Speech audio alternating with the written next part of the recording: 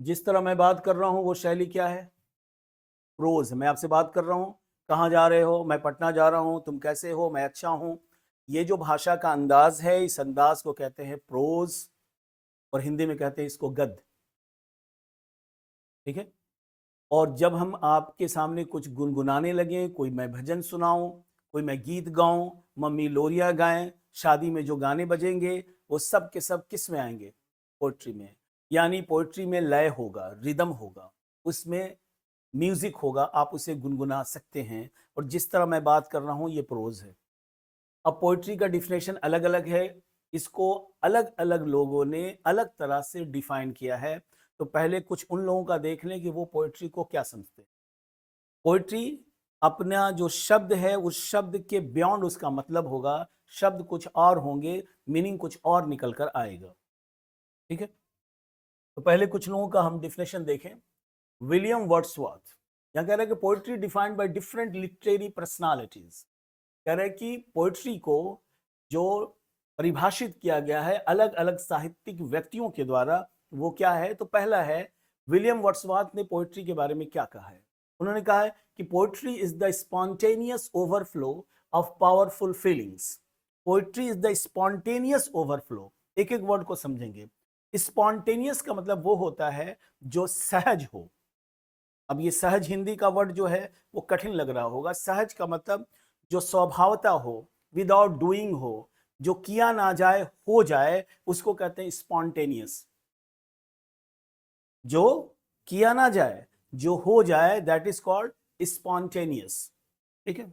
आप बैठे हैं, इस पर आपकी एक छिपकली गिर जाए तो आप सोचेंगे नहीं कि कैसे रिएक्ट करना होगा, आप तुरंत रिएक्ट करोगे। ये करोगे नहीं बल्कि होगा, that is spontaneous.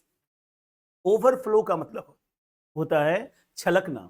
Overflow means छलकना।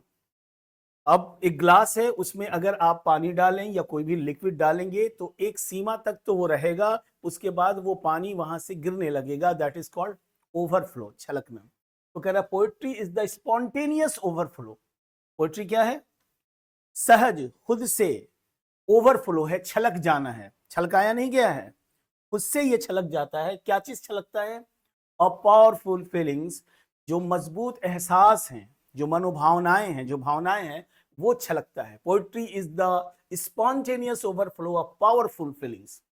जो पावरफुल फीलिंग्स है वो छलक जाता है, और जो छलकता है वो कैसा है? स्पॉन्टेनियस है। अब कहता है कि इट टेक्स इट्स ओरिजिन, लेकिन इसकी उत्पत्ति कहां होती है, इसकी शुरुआत कहां होती है? फ्रॉम इमोशन, उन भावनाओं से होती है, रिकलेक्टेड, जो याद की जाती हैं, इन ट्रैंक्विलिटी, शांति में। ट्रैंक्विलिटी मतलब शांत अवस्था। जब आप नदी के पास सुबह सवेरे नदी के कलकल को जो सुनेंगे और सुबह में पक्षियों का जो आवाज मिलेगी, वो जो शांति है, कर इस तरह की शांति में जो भावनाएं इकट्ठी होती हैं, याद की जाती हैं, ये शुरुआत वहां से होती है। और जब वो छलक जाता है तो that is called poetry. Poetry is the spontaneous overflow of powerful feelings. ये किसने कहा? William Wordsworth. अब पीबी शेली हैं। पीबी शेली क्या कहते हैं? Poetry is the record of the best and happiest moments of the happiest and best minds. Poetry is the record, लेखा जोखा है, रिकॉर्ड है ये किस चीज का? ऑफ द बेस्ट, सबसे अच्छा, सबसे सुखद क्षणों का, सबसे अच्छे क्षणों का, सबसे अच्छे पलों का, वक्त का, और सबसे खुशी वाले क्षणों का ये रिकॉर्ड है। और वो क्षण किसका होगा, वो पल किसका होगा? ऑफ द हैप्पीएस्ट, सबसे ज्यादा सुखद और सबसे ज्यादा अच्छे दिमाग का, सबसे बेहतरीन दिमाग की जो अवस्था होगी, सबसे ज्यादा मस्ती वाली, आनंद वाली, खुश वाली जो अवस्था होगी, उसी का रिकॉर्ड है। और वो रिकॉर्ड सबसे अच्छा होगा और सबसे ज्यादा सुखद क्षण होगा। पोएट्री ये है। किसने कहा? पीबी शेली ने। प्लेटो, सुना होगा नाम आप। इन्होंने कहा कि poetry is the nearest to vital truth than history. Poetry बहुत ही नजदीक है वाइटल ट्रुथ के, जो सच्चाई सचमुच में सच है, ओरिजिनली सच है, जो बिल्कुल हक है, उसके पोएट्री ज्यादा करीब है। किसकी तुलना में? नॉर्मली हिस्ट्री को कहते हैं ना कि वो फैक्ट बता रहा है, कह रहा है कि ये हिस्ट्री से भी ज्यादा सच्चा है पोएट्री। पोएट्री जो बात कर रहा है वो ज्यादा नजदीक है सच्चाई के, किसकी तुलना में? हिस्ट्री के तुलना में। कुछ और राइटर्स की बात करें, उन्होंने क्या कहा है? मैथ्यू अर्नोल्ड, इन्होंने कहा है कि poetry is simply the most beautiful, impressive and widely effective mode of saying things. ये शायद आप ज्यादा बेहतर समझ पाए। Poetry is simply the most beautiful, Hindi समझ रहे हैं आप?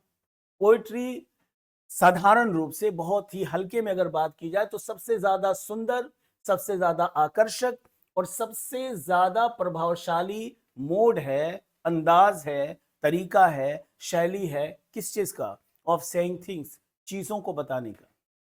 मतलब जिस बात को हम प्रोज से कहते हैं उस बात को पोएट्री से कहेंगे तो वो ज्यादा इफेक्टिव होगा, ज्यादा पावरफुल होगा।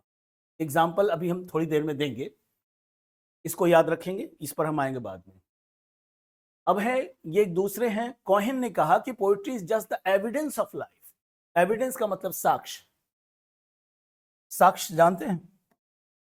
एविडेंस मीन्स साक्ष्य, उर्दू करें तो सबूत, गवाही। Poetry is the evidence of life, ये जीवन का साक्ष्य है, सबूत है। मतलब पोएट्री है तो ये कह रहा है कि जीवन है, साक्ष्य है। If your life is burning well, अगर आपका जीवन अच्छे से जल रहा है, जल रहा का मतलब बैड सेंस में नहीं है, अगर जिंदगी आपकी अच्छी से चल रही है, बर्निंग वेल मतलब जी रहे हो तुम, पोएट्री इज जस्ट द ऐश, तो पोएट्री राख है। राख, भस्म कब निकलता है? जब कुछ चीज जलती है। तो अगर तुम्हारी जिंदगी जल रही है, मतलब तुम अगर अच्छे से जी रहे हो, तो ये राख निकलेगा। कौन सा भस्म निकलेगा? पोएट्री। अगर पोएट्री निकल रही है इसका मतलब जिंदगी ठीक चल रही है। ये किसने कहा? लियोनार्ड कोहेन ने। Poetry defined by different literary personalities from Hindi literature और उर्दू लिटरेचर। अब हिंदी के एक जो पर्सनालिटी हैं, व्यक्तित्व हैं, उनका हमने ले लिया और एक उर्दू के ले लिया। मिर्जा गालिब सुना होगा। आचार्य रामचंद्र शुक्ला ने क्या कहा है काव्य के बारे में?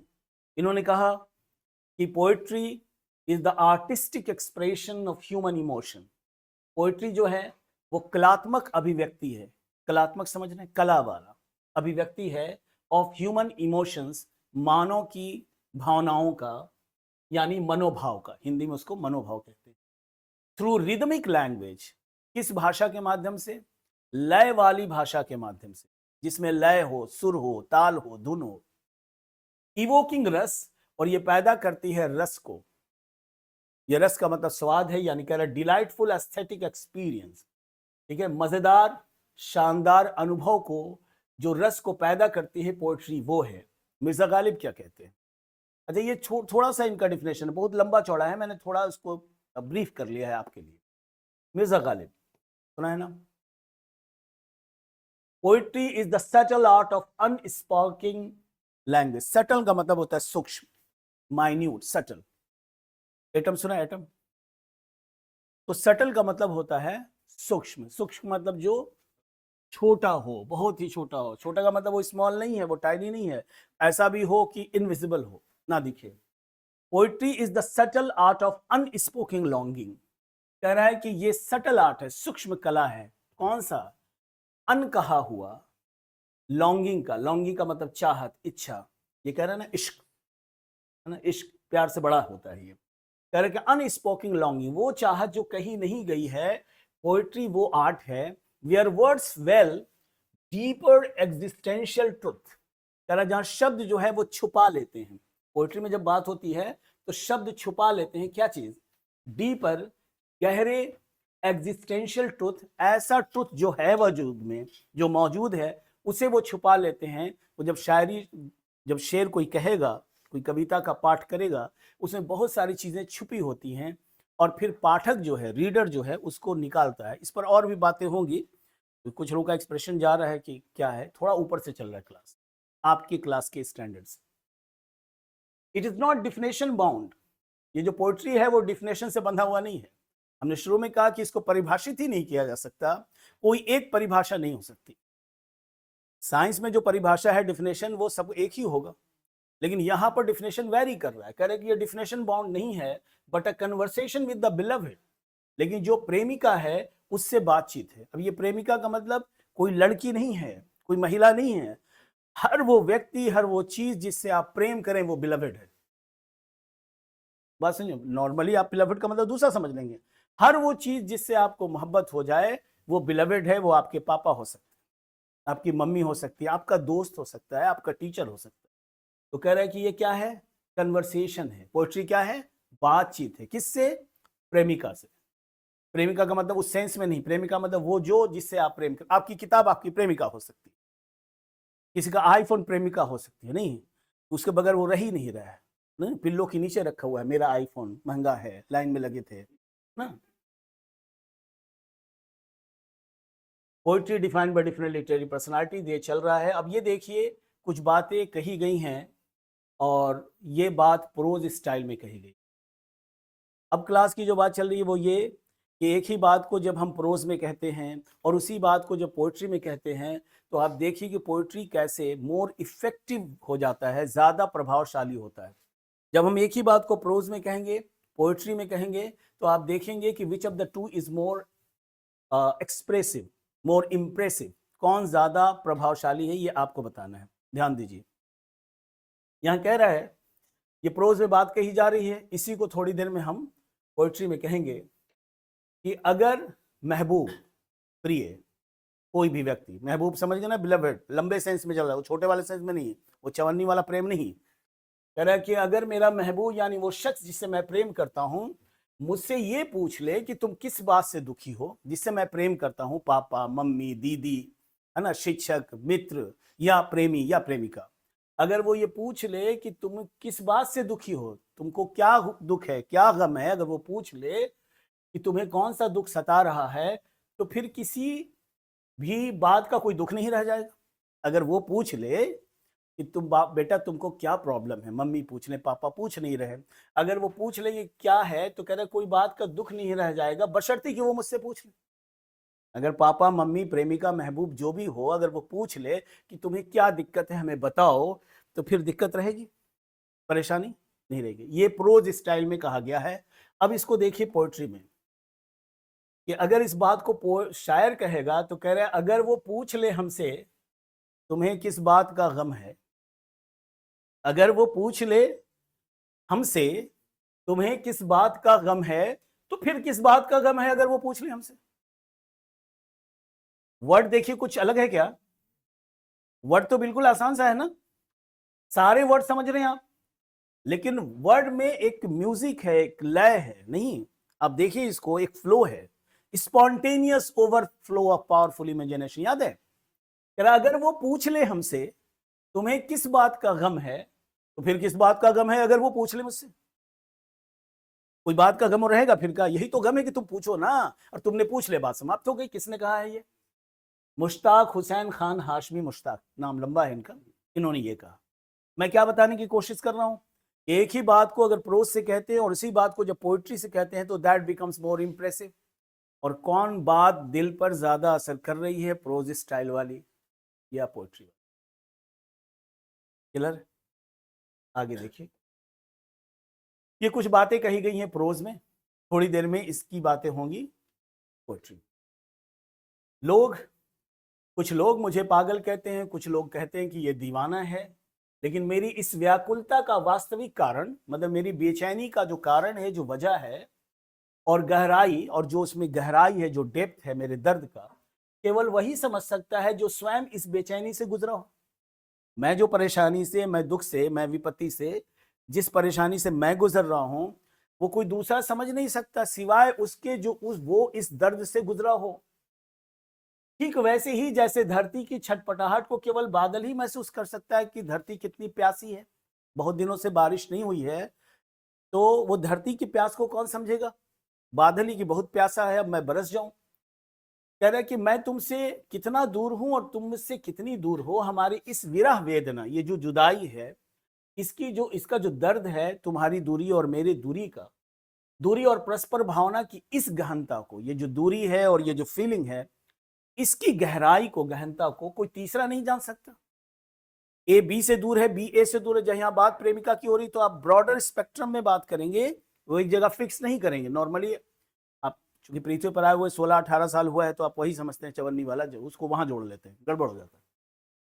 तो कह रहा है कि तुम दूर हो, हम दूर हैं, लेकिन ये वेदना को कोई तीसरा नहीं समझ सकते। या तो तुम समझ सकते हो या तो मैं समझूंगा, दो ही समझेंगे। इस सत्य को या तो तुम्हारा हृदय जानता है, तुम्हारा दिल जानेगा, या फिर मेरा हृदय जानेगा या मेरा दिल जानेगा। हम दोनों ही जानते हैं कि हम इस दूरी में किस हाल में जी रहे हैं, कोई दूसरा नहीं जान रहा है। ए बी को जान रहा है, बी ए को जान रहा है। अब ये बात किस प्रोज, किस स्टाइल में कही गई है? दिस इज प्रोज मोड, नहीं, प्रोज मोड में कही गई। अब आप देख लें, और आपने सुना भी होगा, कोई दीवाना कहता है, कोई पागल समझता है। वही वही प्रोज है, वो जो पहले हो चुका है, वही बात थी ना। उस बात को जब कवि ऐसे कह रहा है कि कोई दीवाना कहता है, कोई पागल समझता है, मगर धरती की बेचैनी को बस बादल समझता है। मैं तुझसे दूर कैसा हूं, तू मुझसे दूर कैसी है, ये तेरा दिल समझता है या मेरा दिल समझता है। सुना होगा, वो पहले वाला प्रोज था, बात यही थी। उसी को कुमार विश्वास ने इसे ढाल दिया है पोएट्री में। बताओ कौन ज्यादा इंप्रेसिव है, कौन बात दिल को छुएगी, किस बात पर वाह की बात निकलेगी, पहले वाला यही है। अच्छा, दोनों के भाव सेम है ना?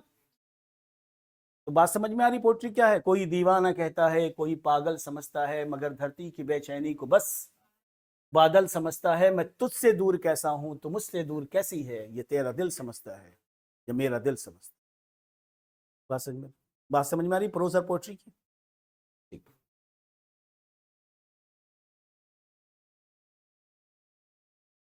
तो ये सारी बातें जो हमने बताई पोएट्री की, उससे ये बात तय हो गया कि प्रोज और पोएट्री में डिफरेंस क्या है। जिस बात को हम प्रोज से कहते हैं, उसी बात को अगर हम पोएट्री से कहें तो पोएट्री में वो बात ज्यादा प्रभावशाली हो जाती है। क्लियर? कोई डाउट नहीं है। अब पोएट्री का जब क्लास होगा, जब पोम्स पढ़ेंगे हम लोग, तो बातें ज्यादा समझ में आएंगी। क्लियर? कोई डाउट नहीं है?